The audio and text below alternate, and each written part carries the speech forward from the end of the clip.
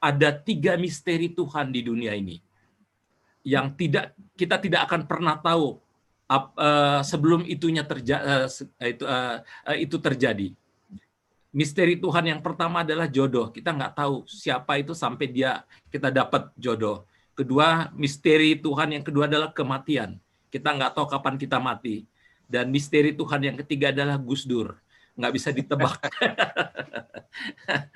Jadi dia seorang tokoh yang sukar sekali ditebak. Dia selalu melahirkan gagasan-gagasan yang segar, yang inovatif, sering bahkan kontroversial ya. Bukan saja gagasannya, tapi gerakannya kontroversial sama sekali nggak ketebak. Misalnya Gus Dur pernah usulkan tentang mengganti Assalamualaikum dengan selamat pagi itu ya. Itu ribut besar di kalangan bukan saja Islam, tapi bahkan di kalangan NU sendiri, itu luar biasa ributnya.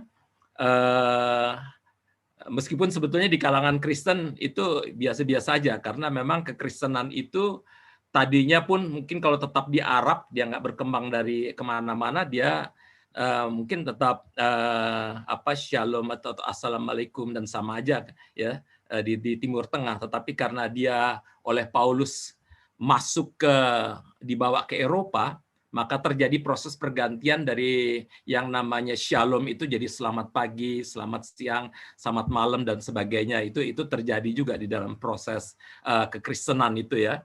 Tetapi di kalangan Islam waktu itu ributnya luar biasa.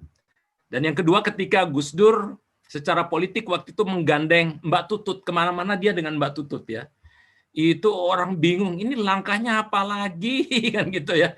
Kok bisa-bisanya kan gitu ya, dia bisa jalan kemana-mana dengan Mbak Tutut. Bahkan waktu itu Gus Dur saya ingat sekali mengatakan ini calon presiden kita gitu ya.